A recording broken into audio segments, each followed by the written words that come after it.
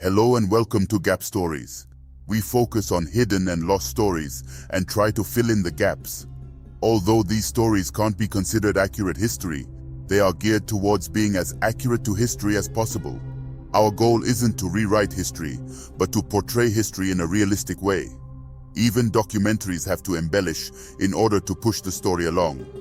If you don't agree with the historical aspect, that's fine. This is mainly for entertainment purposes. But make no mistake, our goal is to stay as close to history as possible. Hit the like button and thanks for watching. Well. If it isn't the Kemites trying to transport without my permission, we will be taking everything valuable on this ship.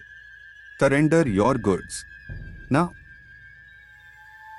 The royal court of King Djer. The grand hall is filled with nobles and advisors. King Djer sits on his throne, a crown of gold on his head. A messenger rushes in, visibly shaken. Your Majesty, a dire report from the Nile. Our trade ship, the Ma'at's Blessing, was intercepted by pirates from the land of Setjet. Pirates? In my domain? Nah, homie. Speak, yo. What do you know of these marks, gang? They are led by a fierce warrior named Razek. He has taken our goods and threatens our trade routes. This is an affront to the throne of Kemet. Gather my generals. We will not let these peasants disrupt our lands. Nobody messes with my people. The nobles murmur in agreement as Djer's expression darkens with resolve. Scene 2, the War Council. A tent filled with generals, maps and soldiers. King Djer sits at the head of the table. Your Majesty, Razek is known for his cunning and strength. If we engage him directly, we must do so with strategy. We will divide our forces. Amose, take a battalion downriver to block their escape. I will lead the main force to confront Razek man to man. And if he retreats back into Setjet? Then we will follow him. We will show the people of Setjet the might of the Pharaoh Djer and the people of Kemet. Light work. The Battle of the Nile. A fierce battle is underway on the banks of the Nile. Soldiers clash, the sound of swords and shields fills the air. King Djer rides at the front, rallying his troops. For Kemet, for the glory of the Pharaoh, do not let the pirates escape. Razek forces fight fiercely, but Djer's strategy begins to turn the tide. The pirate camp. Razek paces angrily in his camp, surrounded by his pirate crew gritting his teeth. The Pharaohs' forces are relentless. We must retreat to Setjet. We will gather our allies and strike back. But Razek, the Kemites are gaining ground. We cannot let them push us back. We will gather our strength and return. We will not be cowed by Djer. The siege of Setjet.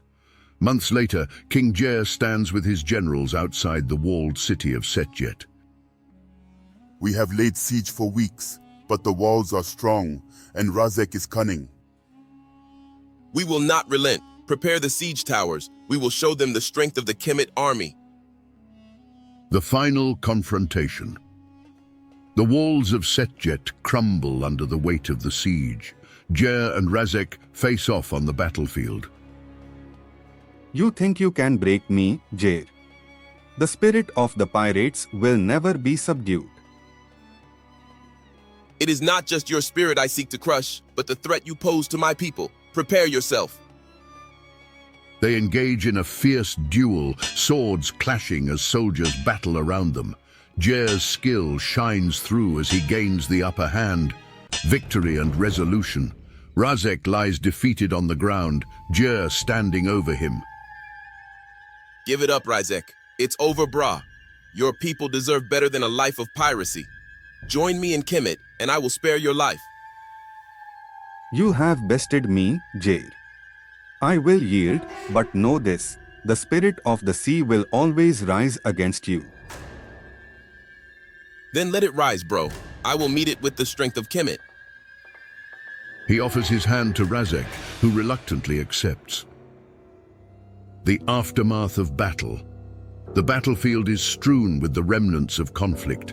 Djer stands tall, looking over his soldiers who are tending to the wounded and collecting the spoils. Razek is escorted to Djer's side, still weary but resolute. King Djer addressing his soldiers. Today, we have secured the safety of our people and the integrity of our trade routes. Let this victory be a testament to the strength of Kemet. What will become of Razek, my pharaoh? We are glad you're enjoying the show. Don't forget to subscribe to the channel and hit the like button for us ladies. Please? King Djer turning to Razek. You have fought bravely, pirate. Your skills can serve Kemet, not just your own ambitions. What say you? To serve under the Pharaoh after all this. It is a bitter pill to swallow, but I see now the strength of your reign. I will consider your offer. A new alliance days later, in Djer's royal tent. Razek sits across from Djer, both men nursing wounds from battle. You have a choice, Razek. You can either lead a life of conflict or help us build something greater together. The people of Setjet need leadership, not chaos. You offer me a chance to redeem myself, Djer. But can I trust that you will uphold your promise? After all, you are still a pharaoh. Trust is earned, not given. Let us make a pact. If you aid me in securing peace in the region, I will ensure that Setjet is represented in my court. Very well. I will help you. Together, we can turn the tides of fate for Setjet. A new dawn. The sun rises over the Nile, casting golden light on the land. Djer stands at the riverbank, deep in thought. Razek approaches. You know, I never thought I would find myself here, standing alongside the pharaoh I once sought to challenge. Strange how fate weaves its tapestry. The Nile flows strong, and so too can our alliance. Together, we can ensure that piracy becomes a thing of the past. They look out over the river, watching the boats filled with merchants and traders, now safe to travel. The Council of Peace. In the grand hall of Djer's palace, representatives from Lower and Upper Kemet gather, along with Razek and his followers. Tension fills the air as discussions begin. We have faced many challenges, but we stand at a crossroads. It is time to forge a new path for our people, one of trade, cooperation, and peace. The people of Setjet have long been marginalized. We want a voice, a stake in this new order. If we are to unite, we must do so as equals. Can we trust the pirates? They have raided our lands for too long. Those days are behind me. I will no longer lead my people to conflict. Instead, I offer my expertise in navigation and trade to bolster our economy. Let us not forget that conflict has only sown discord. Together we can become stronger and richer. The nobles murmur among themselves, considering the proposal. The first trade caravan. Months later, a caravan prepares to set out from the palace, filled with goods from both regions. Djer and Razek stand at the forefront, overseeing the preparations. Look at what we have built together. This caravan symbolizes our unity and strength. It is the beginning of a new era. And it is a reminder that even former enemies can become allies. The pirates of Setjet will now be merchants of the Nile. They share a hearty laugh, the bond of their alliance evident. Reflection by the Nile. Later, Djer stands alone by the river, reflecting on the journey. Razek approaches, his demeanor more relaxed after the recent alliance. Razek clearing his throat. You know, Djer, for a man who just won a war, you seem awfully pensive. The Nile flows endlessly, Razek. It reminds me that while we have won this battle, the currents of fate can shift at any moment. True. But you have shown strength, both on the battlefield and in your willingness to forge an alliance. The people of Satyajit will remember this. You speak of the people, but what of my family? My wives, they worry for me. I've been so preoccupied with our enemies that I have neglected them. The royal harem. The royal harem, lavishly decorated with fragrant oils and rich fabrics. Djer's wives, including his chief wife, Queen Neketnaith and Seshemetka, are gathered discussing the recent events. My heart is heavy with worry for Djer. He puts himself in harm's way time and again. We need to remind him of what is at stake. But he has done well. The pirates have been defeated, and he seeks peace. Isn't that what we want? Peace is what we want, but at what cost? He must remember that he has a duty to us, to the throne, and to the future of Kemet. Djer enters, and the atmosphere shifts. His wives bow to greet him, King Djer smiling warmly.